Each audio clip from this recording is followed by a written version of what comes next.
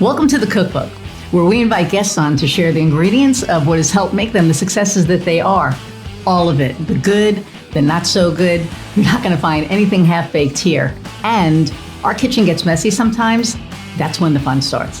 So come on and join us.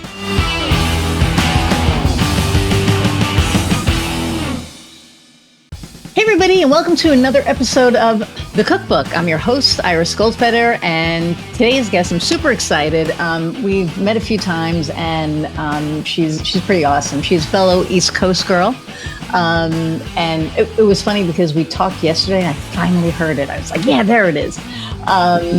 So, I'm not going to read her bio. I'm going to let her tell you about herself. But without further ado, let us meet Abbey Sangmeister. Yeah. Hi, guys. It's great to be here. I'm going to bring out your accent today is the goal, right? Not as bad as my cousin, but probably it's already starting. So I think after we were done yesterday, my wife came home and she was like, "Who are you talking to?" And I said, "Why?" She goes, "It's not awful, but it's there. It's there." And so I told her, I said, yeah. Abby, she's in Jersey, and she was like, "Oh God." Yeah. So, yeah. So we'll see what happens after, today, 2 days in a row. Yeah. So, anyway, I am Abbey Sangmeister. I live in New Jersey on the coast by the beach. I've been a therapist and coach and a subconscious change expert for 16 years. I love helping people who are on unique journeys, or they know that they're feeling stuck and they just want to shift their life and get out of the muck and the grind and move into a whole new season of their life. Also a single mom by choice. So I love sharing that journey. I decided I was going to become a mom at 40 and had my daughter at 41. I had less than 11% chance of success to have her. So I love sharing about that, and also how I'm doing that and doing my work and wanting to inspire people, whatever they want to go do, go for it. It's not impossible. Wait, okay, I didn't know that. Okay, so you, see, there's, okay, we did not talk about that. You said your daughter and well, you didn't say that you had a partner, but I didn't assume that either. So I wasn't sure. Wow. Okay, so skip business for a second here. Yeah. So how did that come about? You were just yeah, I never met the right guy. And as I got older, a lot of guys were not wanting to have kids. And I was I always wanted to be a mom. And I turned 40. I was hiking up in the Catskills. And I was I'm just going to go figure out how to do this. What is it? And actually by the joys of social media, years ago, I found some woman on Instagram and just loved her story. And she was a single mom by choice. And so I messaged her and she had tons of followers. And I was hey, how did you do this? And what is it even called? And so she kind of got me started and introduced me to a couple Facebook groups. And then that was me just finding a fertility clinic, and then deciding to go the IVF route because of my age and not trying any other way. And then looking for a donor and coming up with the money and that whole process. So it was quite a roller coaster ride, but grateful that I did it. That's amazing. And now, how old is your daughter? She'll be 3 at the end of August. Wow. Yeah. That is so cool. Yeah. I love that. I love that you just took that initiative, because there are so many, women out there that, and guys, right, that, may have that thought that, wow, I haven't met the right person. Maybe I'm not supposed to be. And you were fuck that. Right? You're this is what I want to do, and that's what I'm going to do. And I just absolutely love that. That's I kind of adore you my more at this point, because I just really, that's just wow. Yeah, that's kind of how I am. Even getting to grad school, I was yeah, let me fuck that. I'm just going to go for it and see what happens. And if I get in, that's where I'm going. And if not, then I've got to rethink it. But I'm just going to go for it. So I feel I do that with business too, with some things. I'm we're just going to go for it and see what happens. Yeah. I think, we all do that. It was funny because I told you about that proposal. I ended up not getting it. Mm-hmm. I found out today, which, was it was disappointing. Like I found out about a half hour ago and I was like, oh, I got to get, my head together. And then I was like, no, wait a minute. No, because I don't have to get my head together.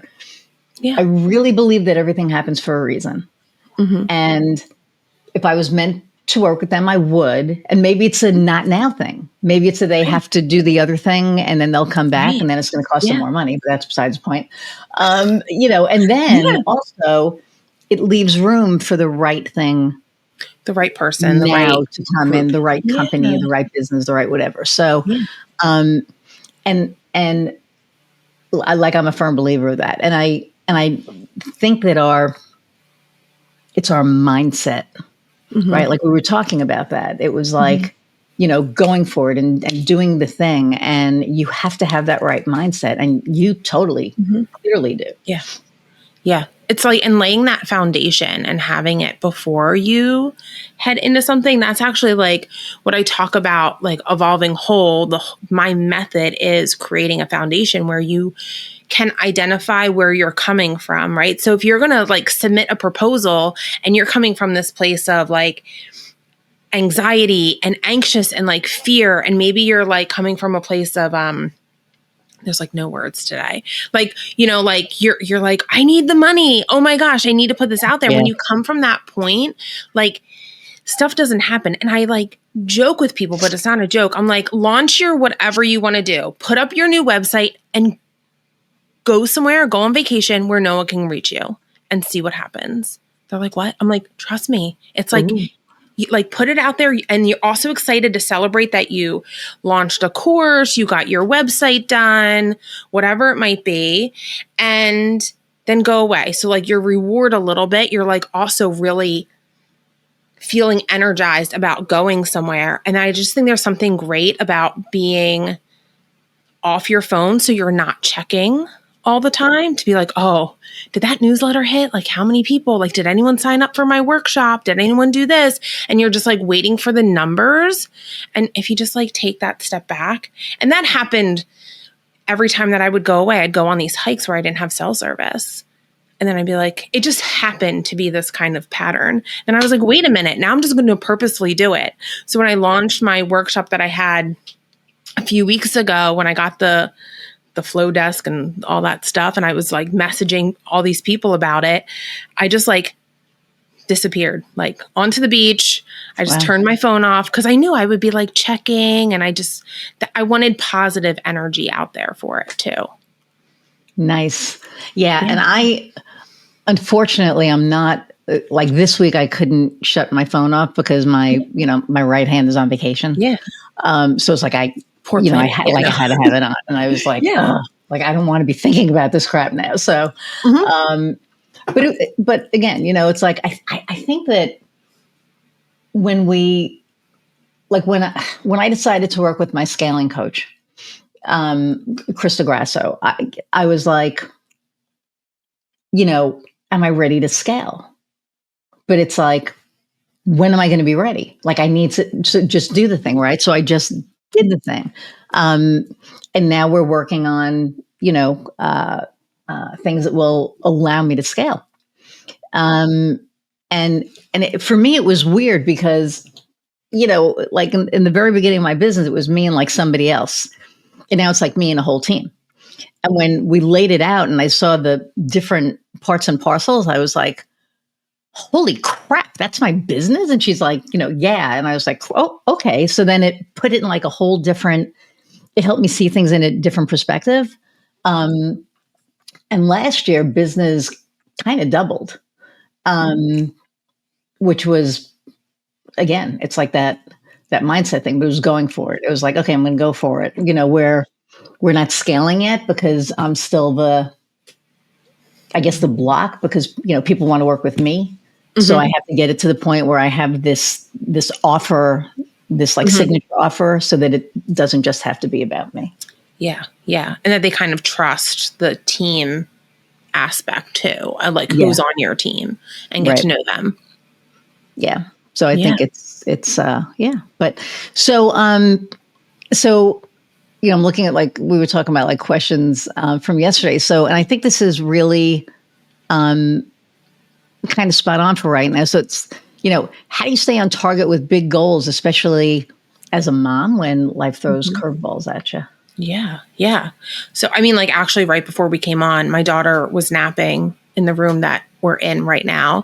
And I had to wake her up and I was like, oh, so I thought I had everything set that she'd be like transition easily. And it was not. It was like, crying and just wanting me, and my mom's with her. And I was like, we'll put a show on, and you just have to like that was something that I needed to be here for this. Sometimes I adjust my schedule and say like, okay, I'll write this content later if it's not like a client time or a meeting time.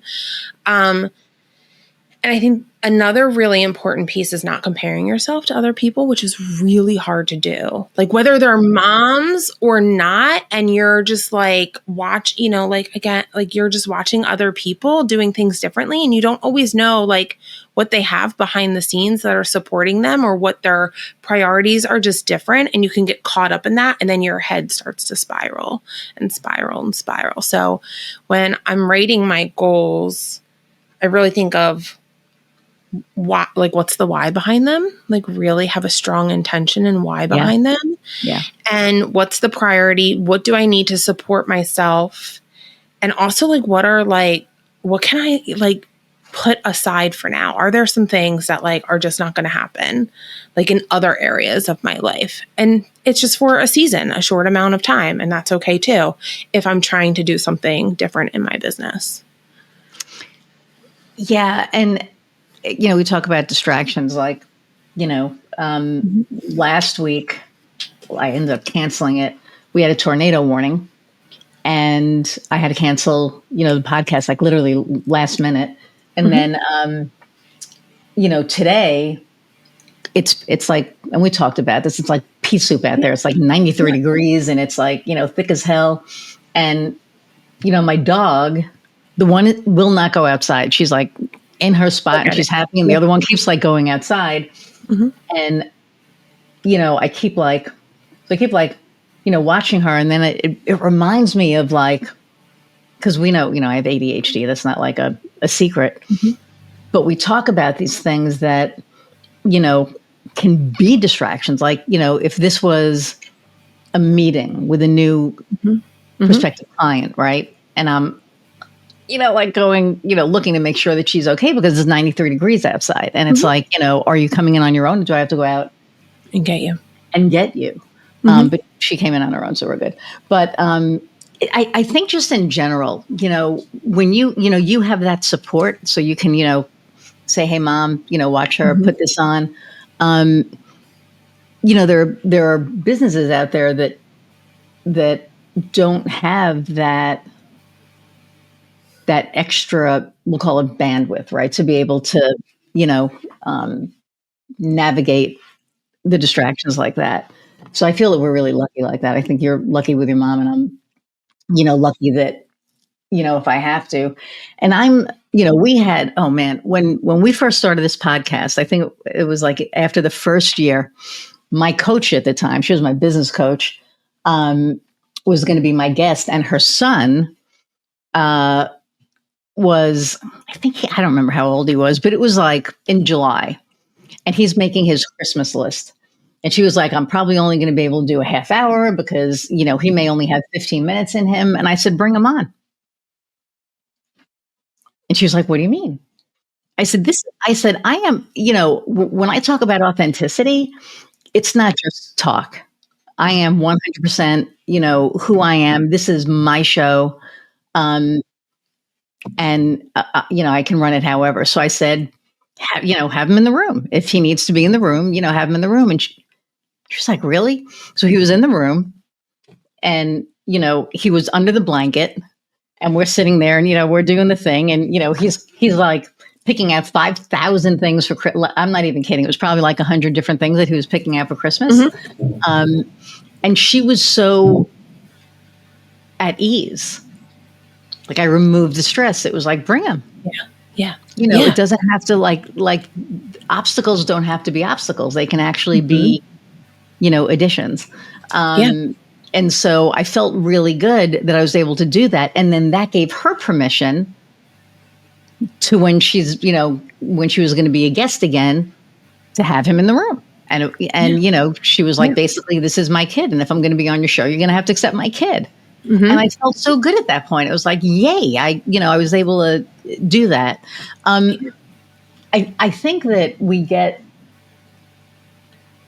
get so wrapped up in, how are people going to perceive this? Mm-hmm. Perceive this. My New York came out. How are people going to perceive this? How is it going to be received? Yeah. And I always go back to, if it is not received right, then this isn't the right show for them, right? Or that's not the right episode for them, whatever. How do you, because we're there. How do we help people get there? I mean, I know with, Fabienne, I helped her by saying, hey, Theo, can be on, but how do you give people permission to be able to be?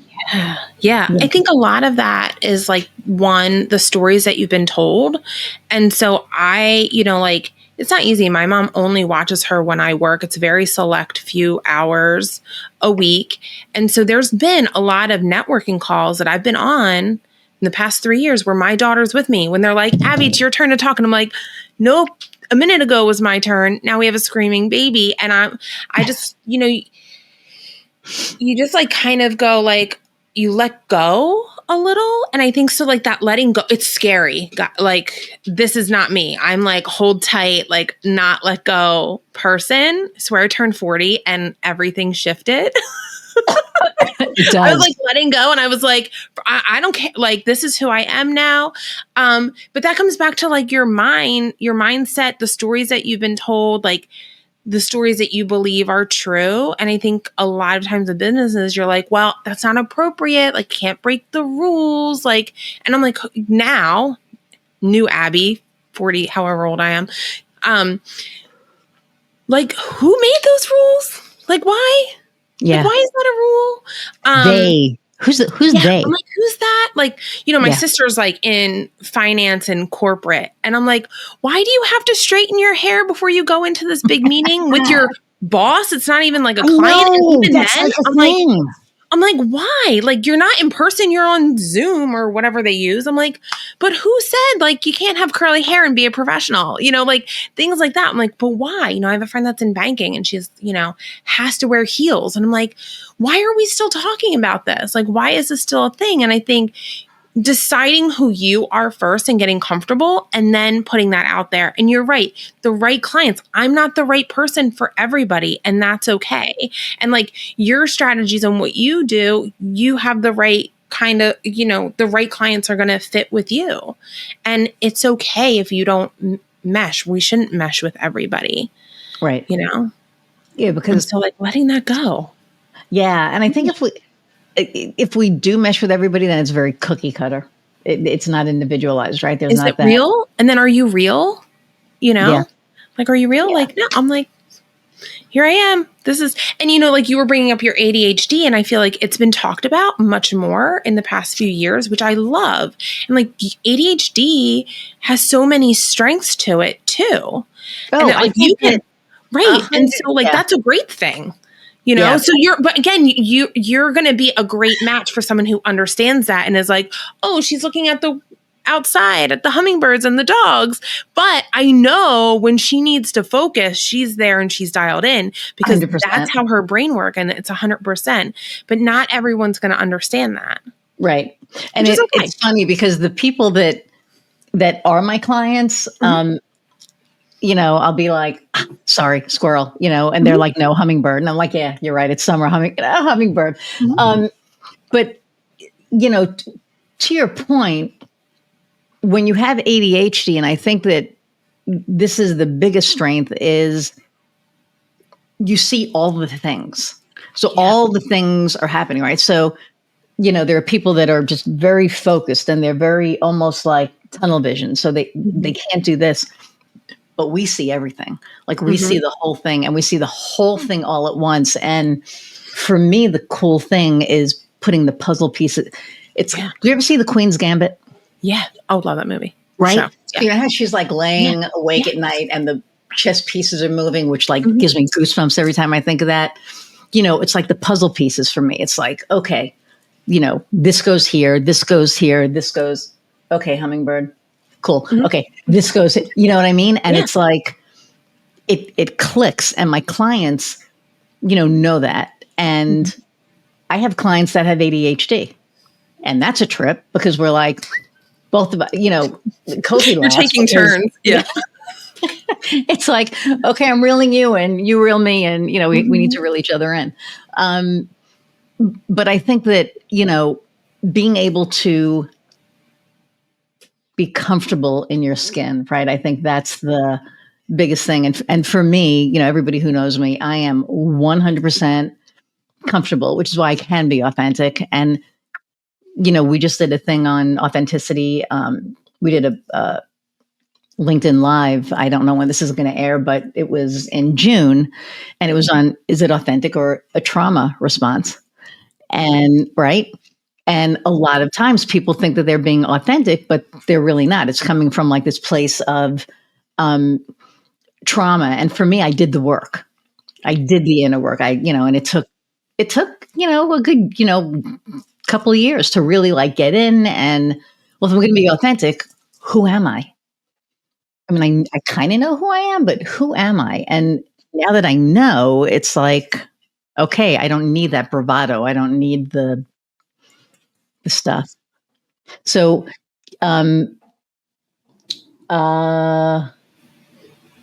okay. So, and we were just talking about that mindset, confidence, navigating entrepreneurship with intention. Let's talk about that for a minute. Yeah. Yeah.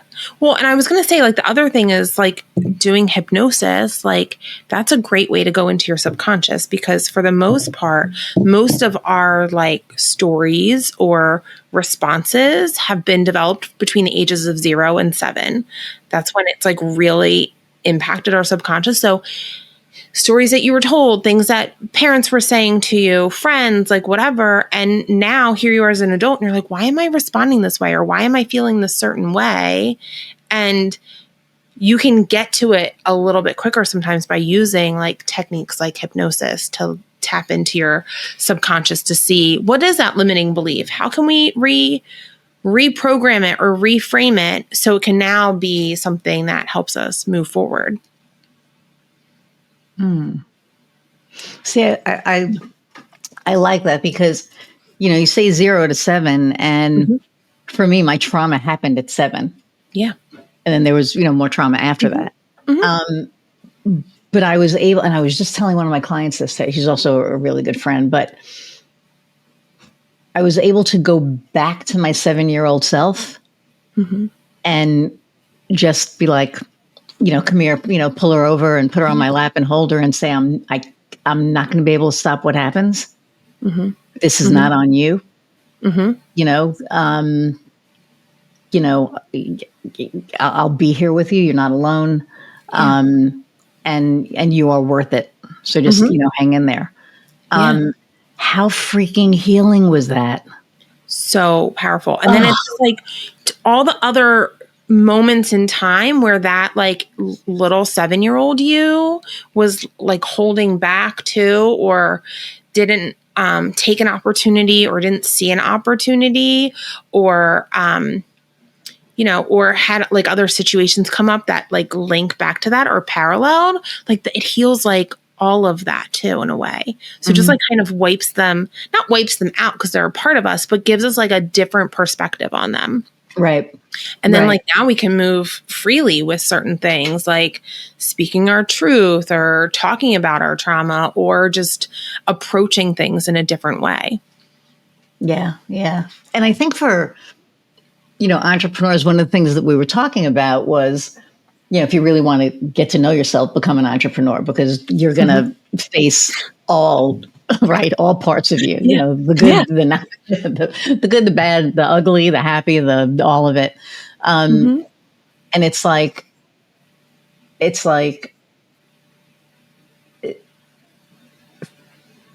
for me, I think going through it all was a really big exercise in, self-love and getting through. Yeah. From your perspective, I can't believe I'm actually going to get this question, and I'm so excited. What advice do you have for somebody who's thinking about becoming an entrepreneur? Go for it, because why not? No,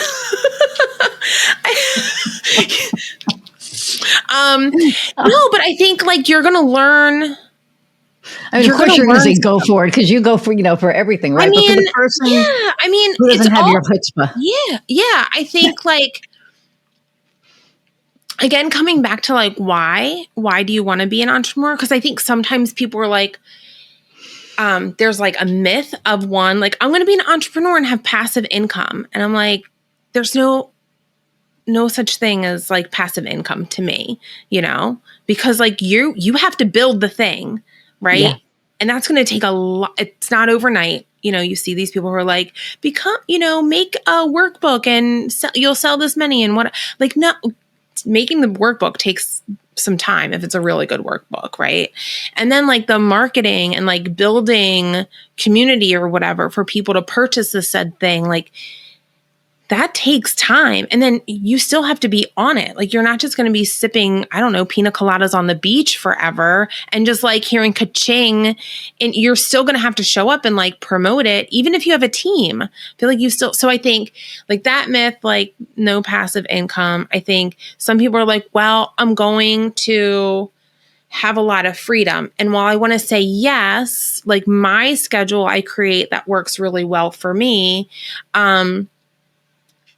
not all entrepreneurs will have that same freedom of scheduling. I think there is. I think you can create a better schedule for yourself, knowing like when you work well on certain things and say, like, hey, like I was with a friend today who decided for the first time, entrepreneur, she's taking Wednesdays off this summer and her Saturday, Sunday, but she's not opening her computer on Wednesdays. And we'll see. It's like only a few weeks into summer when we're recording this. So, and I'm going to hold her. I think one thing is find people who cheer you on, who are going to hold you accountable and also be honest with you. Honest in a way of like, you not saying you can't do it, but being honest about like, here are the challenges. I have another friend of mine who's like, I'm just going to create a workbook about single moms and I don't have to work anymore. And I'm like, I'm going to tell you, like, it's a great idea, but you're going to have to put a lot of work into it. Yeah. There is work involved. So I think like having a support system that's going to be honest with you, but it's going to cheer you on, because your head, I think most of us already has like all the what ifs and the worries. So we don't need people saying like, well, what if this, what if that? Like you're already thinking that, but having someone say like, giving you honest feedback when you want it and cheering you on and supporting you. And that might be one person. You might, like when I was some parts of my life, the one person was my therapist who was cheering me on, because I knew I couldn't tell other people because they'd be like, oh, grad school's expensive. Are you sure you want to do that? You're going to be paying those loans for the rest of your life. And I'm going to be paying those loans for the rest of my life. But it was well worth it because I wouldn't be where I am if I didn't go to that. So I couldn't tell certain people until I was already in. Right. Because I knew. And I was worried that their voices were going to be louder than my inner voice that was like, you need to do this. Yeah. All the naysayers. Yeah. So there's been a few times, like my mom is great, but there's been times where I preface things. I'm like, Mom, I'm going to tell you an idea of something that I want to do. You cannot respond to it, especially if it's going to be negative. I'm like, just bite your tongue. I tell my wife that. Yep. And we'll talk about it, because I've already thought of all the like bad things that could happen, or the, negative things, or especially when it comes to like money. Oh, that's expensive, or whatever, that's going to cost you money and things like that. Like I already thought about that. So I'm just going to tell you because I need to tell someone else, and just be quiet. Don't respond. I know my wife is like, well, you can't tell me something and expect me to not respond. And I'm like, you're right. Then I'll talk to, somebody else. And then she gets cranky at that, but that's marriage. But anyway, so, but I do have a couple of really good sounding boards, and I'm really grateful for them, because I will be like, so I'm thinking of adding this service. You don't need another service. Well, I know, but I think that it'll really kind of complement that. You don't need another service. Mm-hmm. Explain to me why. Mm-hmm. Well, you're already doing this, this, and this. If you keep adding to the mix, then what are you really special at? Mm-hmm. Okay, that's really good feedback, right? It's like, oh, okay, all right, thank you. But then there were other people that I would have said that to, and they'd be like, oh, yeah, that's an absolutely great idea. Go ahead and add it. Yeah. Right? We need that person that's going to be real with us. And when I say, like, when I tell my wife stuff, she understands this to an extent. She works for a corporation, so she's not in it. And I will talk to her about certain things, and she's like, well, no, you need to be doing it this way. And it's like, okay, no, it's not corporate. So that's okay. Never mind. But what I find interesting is that, when you have the right support system, and it is maybe you need, like, not a no, but I would think twice about that, because, or have you thought about it? Allows you, yes. And then you get to think about it, right? And kind of weigh things out and go, you know what? Yeah, that's actually really good advice. So I think that's really important. I feel super grateful for that. So, so you talk about the hypnosis part, and I may take you up on that, because I think it's funny, because I know that I say I probably 90% have my shit together, right? But there's like that 10% that's like that little Nancy negative thingy. And I want that to go away. Yeah. And not that I know it's not going to ever go away fully, but I think that there's always something that not stops us, but that almost gives us that, ooh, should I take that step? That like little fear thing. There's a little, So I have, so with my IVF journey, I one thing I created was, I love music. So I created a very specific playlist that was going to have me feel really positive, right? Of going to the appointments. I was driving a lot. I listened to it the whole ride up. So I would just be in this headspace, and like during all the procedures, I listened to it. But I used like self-hypnosis, where I like really envisioned what I wanted, and like that. And that is, helpful if you like have something that you're entering into, to break that like feeling negative about it, just to enter into something new. Maybe it's like, I know you have like a speaking engagement, a big talk coming up, right? In a few months, September. Like if you could use a hypnosis to prep for that, just so you can really embody what you envision you to be on that stage in September. Right. And so really, so there's a couple ways, like we can use it as, future paced of you presenting and being like on the stage, and that's what you're doing. And we can create it and tap into your subconscious of like, how does Iris really want to show up on the stage, and being confident and being charismatic, because maybe, when you get in front of a large group of people, you freeze a little, or you talk too fast. I can do that. I can talk really fast, and you're like, well, this is how I want to present myself and put it out there. Maybe there's another outcome that you really want to achieve. Maybe you're like, I didn't get this client that this proposal, but I really want this ideal client. And we get super specific of what that looks like, and we create a hypnosis for you. And I can record it and then give it to you, and you just listen to it whenever you want to. Oh, okay. We need to talk about this afterwards. But Yeah.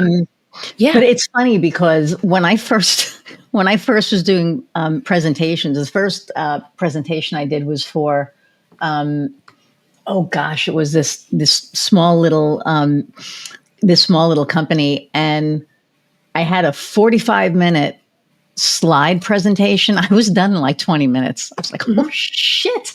Yeah. Because the New Yorker in me was like, blah, blah, blah, blah, blah. I was like going through the slides. Does anybody have any questions? Nope. Okay, good. Because I'll go right into it. Like my, Yeah. and now I have one word per slide, right? So that I can talk about it, and I can, and there's like a workbook that goes. So like the whole Women in Steel thing is going to be really, really cool. I have like the most of it laid out. I'm meeting with somebody in a couple of weeks to kind of, because they're in steel. I like I told you, I was looking at it from my wife's lens, and her lens is different than other people's lenses. So we're going to like kind of go over it and make sure. And it's like, it's July.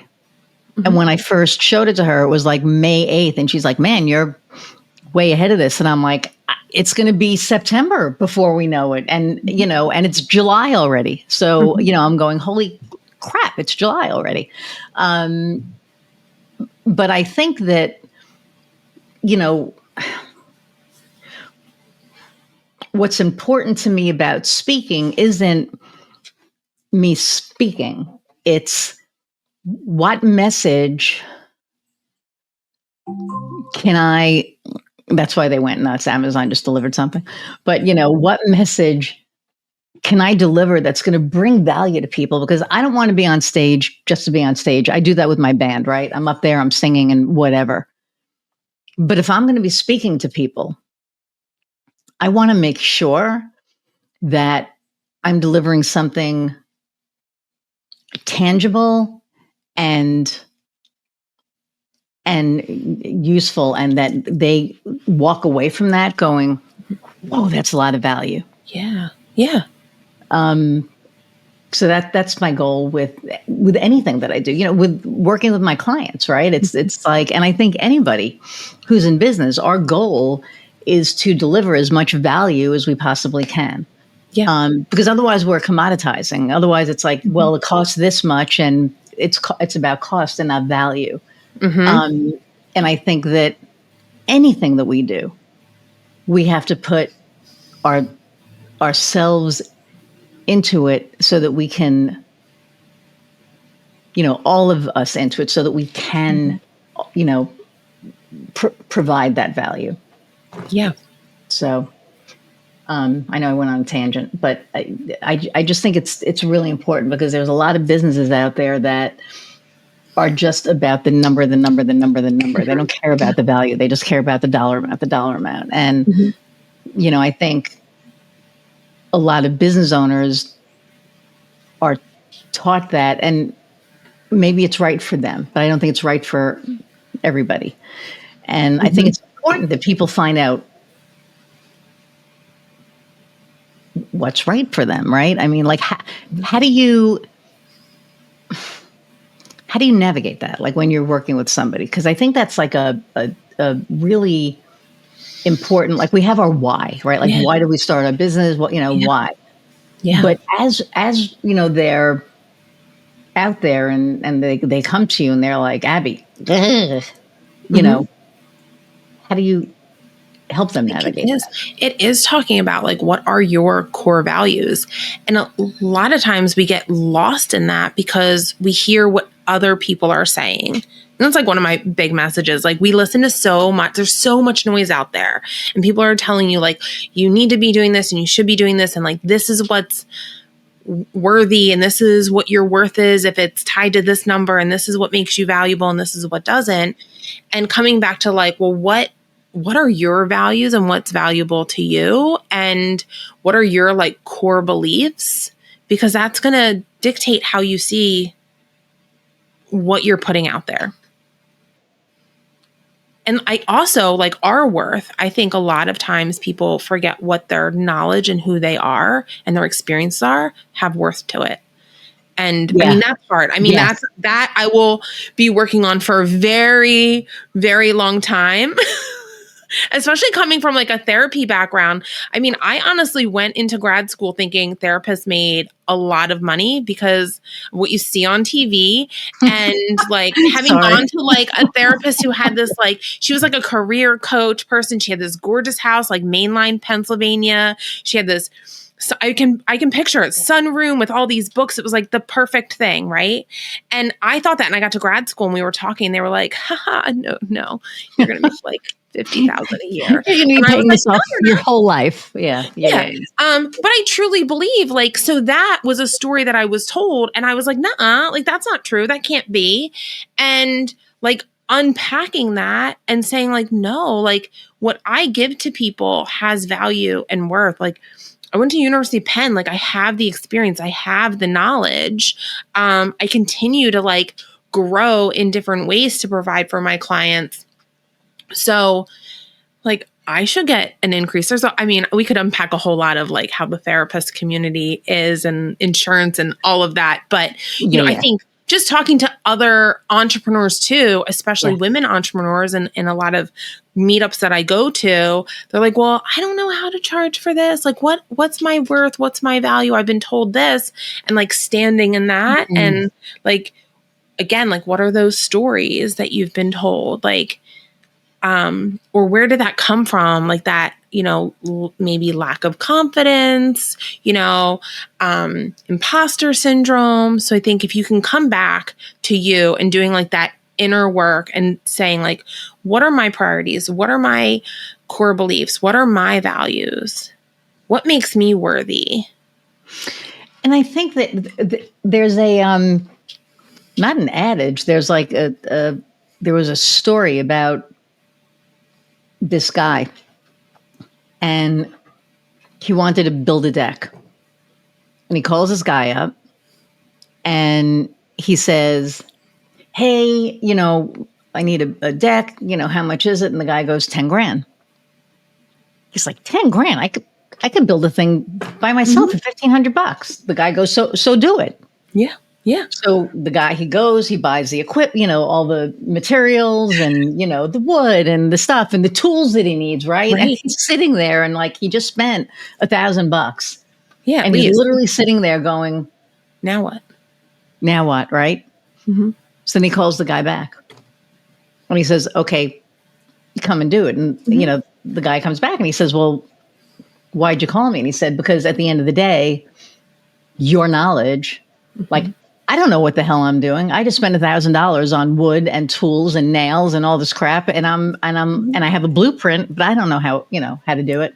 Right. So people pay us for our expertise. That's the whole, that's where our value lies. It's not just, you know, I don't know, you know, we're great at marketing, or, you know, we're great at, you know, therapizing. I know that's not a word. I just made it up. But, you know, we're great at this. No, yeah, we are good at it. But guess what? We have a lot of freaking experience, and all those years of experience and knowledge and wisdom, that's what you're paying for. You can go to any other marketing firm. You can go to any other therapist, but they are not going to get the value that they get from the person who has all of that experience and all of that knowledge. So I think that's where people get stuck in their heads. Well, what should I charge? I remember when I started, you know, with Krista, I was like, well, I was thinking of VIP, you know, I wasn't even thinking of a VIP day. I was like, it was going to be X amount per hour. And she's like, no. I was like, what do you mean? She goes, you don't go by the hour. That's cost. She goes, you provide value. Because this much for a day, for somebody to spend a day with you, picking your brain and getting all your stuff, this is what it's worth. And I was like, oh. So then, of course, I break it down, you know, by the hour. At least my wife did. And she's like, that's pretty good, right? And it's like, I never looked at it like that. But now I look at things as projects. You know, I mean, there are certain things that are just a website or, you know, just SEO. But for the most part, it's projects. Like, this is the project. This is how much the project is. And it takes a while to get there, right? But I think that comes down to owning your value. Mm-hmm. Yeah. So yeah. So as a okay, so God, there's like so many like good things in here that I'm looking at. Well, here. So we're talking about our worth and our value, and our authority. Mm-hmm. I work with an astrologer. She's a strategist first, and then she's an astrologist. She's amazing. Mm-hmm. And one of the words came up for me was authority, and she's like, "I want you to start using that, right? Because you are an authority." It's like, oh yeah, I am an authority. So how do you build a business with authority and heart without losing your mind or your identity? Yeah. In the process, because that's woof. Again, it comes back to knowing yourself really and staying grounded in that. I think really getting to know you and knowing that seasons of life will change who you are, and that's okay. So like knowing yourself, like knowing where you are today doesn't mean you're going to be staying that same person all the time. Does it change who you are? Because I don't think it's going to change your core. Not your core, but I guess situations can make other parts of you kind of come out. Like for me, Okay. I think, so I think for me, like becoming a mom, like I already was a few years ago, I had gotten burned out years ago. And so I decided, and I thought I was doing everything right, like checked off all the boxes, doing all the things right. And I still got burned out. And then I was like, wait, where am I spending my time? What am I spending my time on? And I was like a weekend warrior, traveling, paddleboarding, doing all the fun stuff. But during the week, I was just grinding away. And I'm glad I had that experience because it set me into a place of like really deciding where I wanted to be and what I was saying yes to. Because I'm a people pleaser. The people pleaser. I'm like, yeah, sure, I'll do that. Yep, sure. And that helped. And now having my daughter, I'm like, no, there's things I just really don't want to do. And that doesn't fit into where I'm at right now. And that's okay. So I think that's where I'm trying to get at. Like you can still care about people and want to bring that and nurture relationships with people, but different priorities. You can also set limits and boundaries and they can shift. And then I think that brings authority too when you set boundaries because people respect that, you know? I think you have to. I think that like, especially nowadays, right? Because people don't think anything of shooting a text at 9:00 at night. Yeah. Oh, hey, I was thinking about this and I was on my website and it's like Saturday at 9:00 and it's like, do I respond to that? Yeah. Or do I let it go? So I respond to it and it's like, hey, I appreciate you reaching out, but it is Saturday night and it's 9:00. Mm-hmm. It's not a fire. Let's talk about this on Monday. Yeah. Mm-hmm. And it took a while to do that because normally I'd be like, oh, okay, hang on, let me look. And then, Heather's like, what are you doing?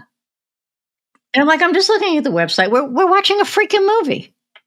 I know. I'm just, you're looking at shit about the Indiana fever. I'm just looking at something, that's, it's like, no. And now I don't do it. Now, like it'll come in and I'll be like, I don't respond. And then I actually this happened, I think like last month, I did get a text from somebody on, I think it was Sunday.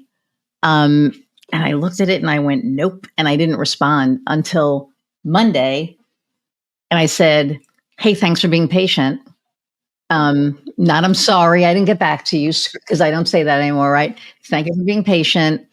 But, you reached out on a Sunday and that's, weekends are mine. So, now let's talk about what your it was. I'm sorry. I type it, I'm sorry, or I apologize. And then I'm like, erase. Like but like first it happened. I'm like still working on that. Like, and that takes a minute, right? Yeah, to be able to go, oh shoot, no, I'm and not. then you're like, I'm what do you sorry say? anymore. And for me, I'm like still in that stage where it's hard, and I'm like, well, what do I say instead? I'm like, all right, you think about Thank it. you for being patient. That's it. That's it. That's like the best, and if it's and no like excuse, like setting that boundary I'm not working on, but you don't have to go into like explaining either, because then it loses the power of you setting a boundary. Right. Thank you for your patience, but I was busy with my family, and I was like, no. Yeah. Or I'm sorry I didn't get back to you because no. Thank you for your patience. Here we go. You reached out on a weekend. I don't do business on weekends. It's Monday. Let's do it. And it's hard. And it's hard. I remember the first time I did it, because I was going to go, well, I'm really sorry I didn't get back to you, but and I was like, no, I'm not going to do that. I'm going to say, thank you for your patience. And I typed it. And whenever I do something new, or like even when I send out like proposals, I'm like, okay, send. And I lean back and I hit send, It was and then you like throw your phone. You like get away from your phone because you're like, oh, how's that going to land? Okay, here we go. Send. I'm done. It's like, and it's just like so funny. But when I did it, they came back with, I am so sorry. Like they apologized, for, I'm sorry for reaching out on a Sunday. You're usually super accessible. And when I responded on Monday, I said, I have been accessible on weekends. I said, however, I need to set boundaries for myself. And this is one of those boundaries. And they were completely understanding. And to me, the people that aren't, is that the right client? If somebody can't understand boundaries, I mean, I had a client, I'll tell you about her offline because it'll take like the rest of the thing. But you have to draw that boundary, or you're not being fair to yourself. Right. Right. You're not being kind to yourself. Right. And then then what are you? Right. In a way, like now you're not kind to yourself. Now you're drained. How are you showing up Monday? Like you could have been texting back and forth with this client Sunday. Now you're exhausted. Now you have a full day on Monday and you're entering Monday drained and depleted because you didn't set the boundary. Now you're like resenting that client for messaging you. You're like, do I even want to work for you? I can't believe now you're messaging me on Monday. And now like every Sunday, they know they can also reach you at, 5:00 on Sunday, and they're like messaging you, and you're like, so it's tough to sometimes set those boundaries at first. And I think that's where you come back with like the sounding board, or someone that you can then send a text to that other person, was like, I said this to this person. I feel really uncomfortable. And they're like, no, awesome. Good job. Glad you did it. Just to have that person, like, again, cheering you on, of setting these limits for yourself, because then you are more productive and a better entrepreneur and business person. Yeah. Yeah. I think and the more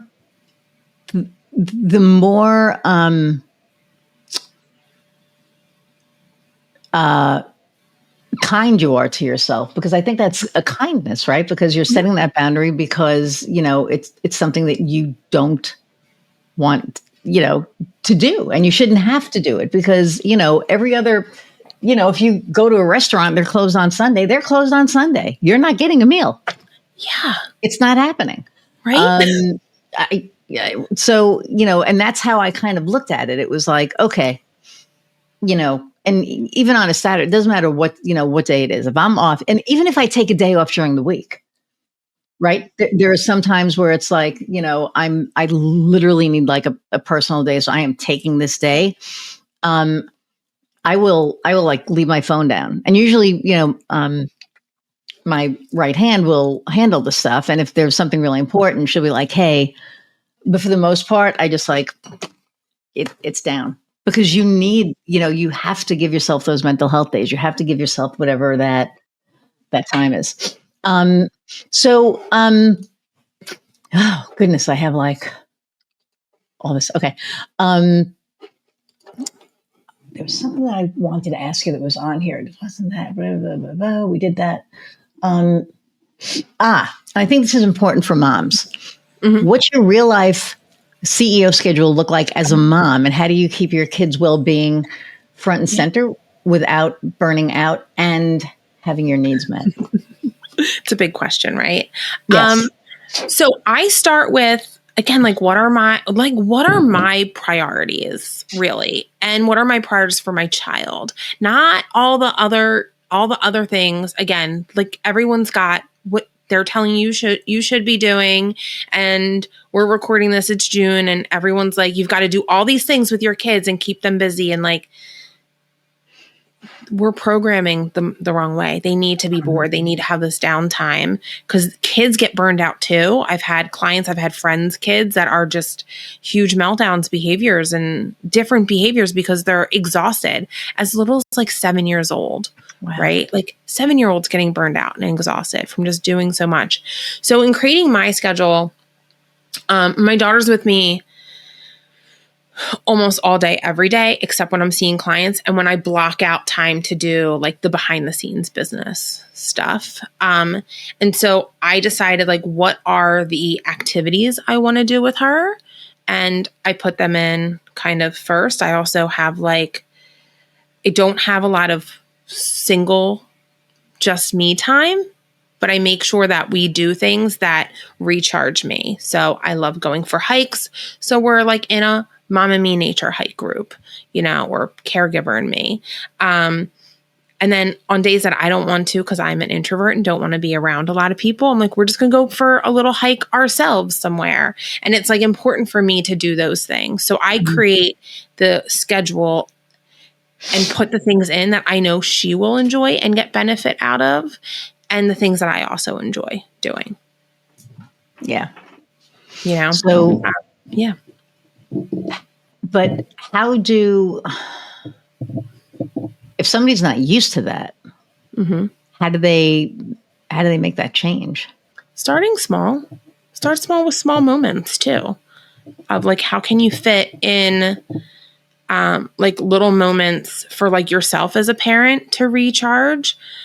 How can you find how can you bring your child into something that you love to do? Like right now, I like even work out when my daughter's around, and she might play. It's like the toughest workout because they're like running between your legs, but I'm like, I'm getting it in. Is it perfect?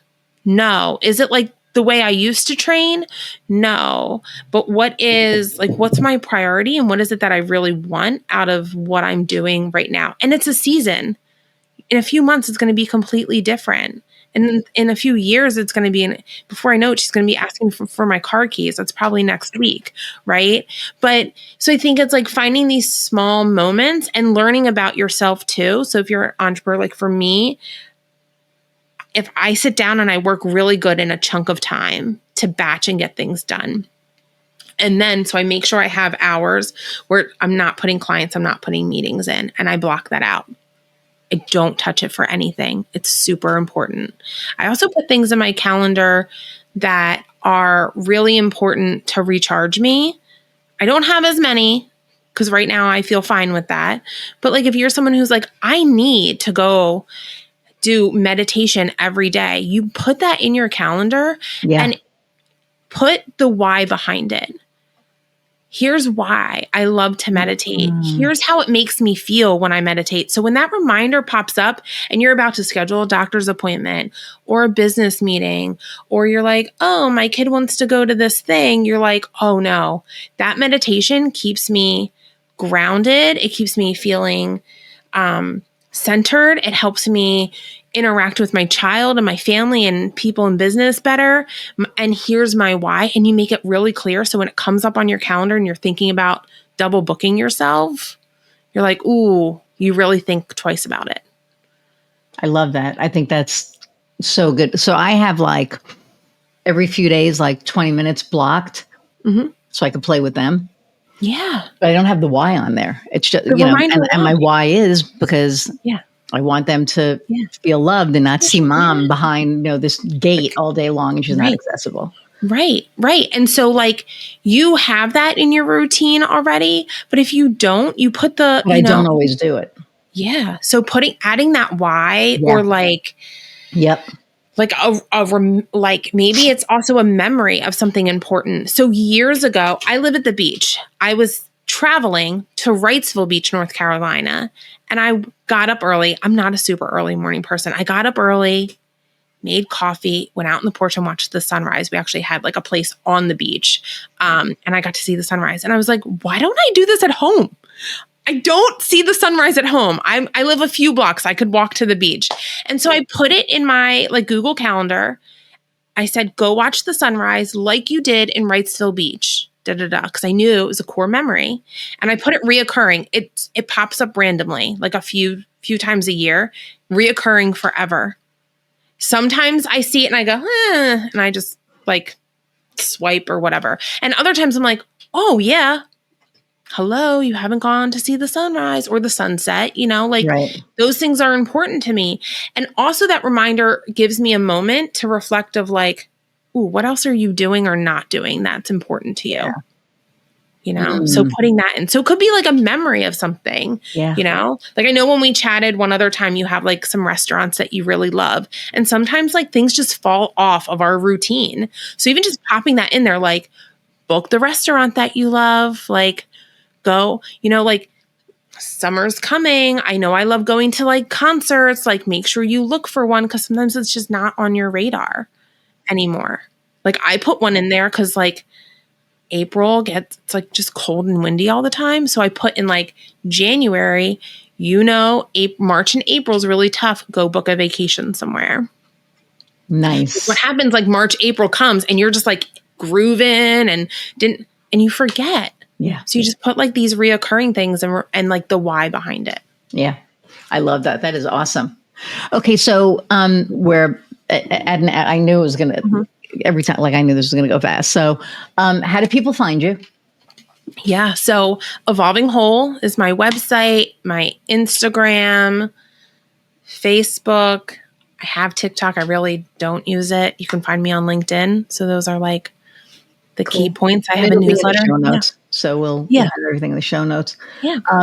Thank you so much for taking time out of your day.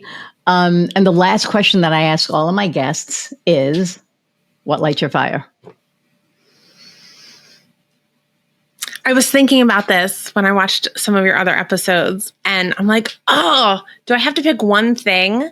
No, I mean, whatever. It could be personal. It could be professional, like whatever. So really, like right now, like really honestly, like my daughter is such my dream and everything. Like if I showed you a picture, you'd be like, she looks like my clone, but she is like feisty and strong-willed and all the best things and brave. And it's just, that lights my fire, and seeing like such pure joy and laughter.